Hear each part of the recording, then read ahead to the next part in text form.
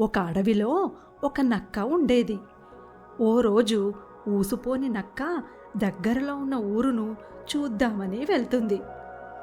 ఊళ్ళో ఉన్న జనాలను ఆశ్చర్యంగా చూస్తూ వీధుల్లో తిరుగుతూ ఉంటుంది. మొదట వీధుల్లో దర్జాగా తిరుగుతున్న నక్కను చూసి జనం కుక్క అని అనుకుంటారు.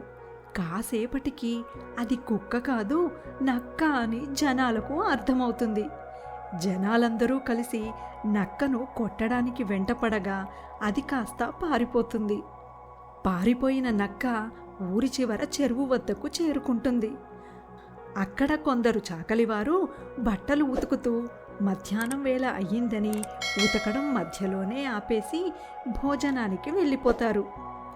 జనాలు తరిమితే పారిపోయిన నక్క చూసుకోకుండా చాకలివారు బట్టల కోసం కలిపిన నీలిరంగు నీళ్ల గిన్నెలో పడిపోతుంది. ఆ నీలిరంగు నక్క ఒళ్ళంతా అంటుకుంటుంది. నక్క నీళ్లు తాగడానికని చెరువు వద్దకు వెళ్ళగా నీళ్లల్లో తన ప్రతిబింబం చూసుకొని ఆశ్చర్యపోతుంది. వెంటనే నక్కకు ఒక ఆలోచన వస్తుంది.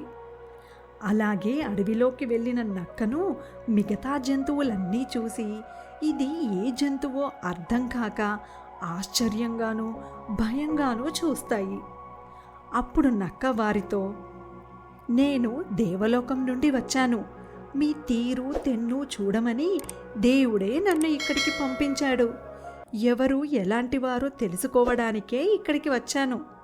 అందరూ నాతో మర్యాదగా మసులుకుంటే మీకే మంచిది అని అంటుంది నక్క. నక్క చెప్పిన మాటలు మిగతా జంతువులన్నీ నమ్ముతాయి. ఆ రోజు నుండి నీలిరంగు నక్కకు మిగతా జంతువులు ఎంతో మర్యాద ఇవ్వడం, ఆహారం తీసుకువచ్చి ఇవ్వడం మొదలు పెడతాయి.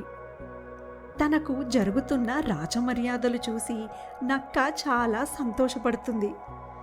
చిన్న అబద్ధం చెబితే నా జీవితం ఎంత గొప్పగా మారిపోయింది, ఈ అబద్ధం ఇలాగే కొనసాగించాలి అని అనుకుంటుంది నక్క. ఓ రోజు నక్కలన్నీ సమావేశమయ్యి అన్నీ కలిసి గట్టిగా ఊల పెడతాయి.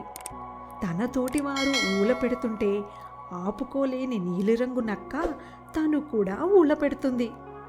ఈ జంతువేంటి ఇలా నక్కలా ఊల పెడుతుంది అని మిగతా జంతువులు అనుకుంటుండగానే భోరున వర్షం కురుస్తుంది.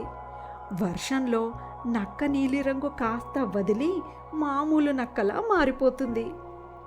నక్క నిజస్వరూపం తెలుసుకున్న మిగతా జంతువులు ఇన్ని రోజులు తమను మోసం చేసినందుకు నక్కను చితకబాదుతాయి. ఎవ్వరూ ఎవ్వరిని ఎల్లకాలం మోసం చేయలేరు. ఏదో ఒకరోజు నిజం తప్పకుండా బయటపడుతుంది.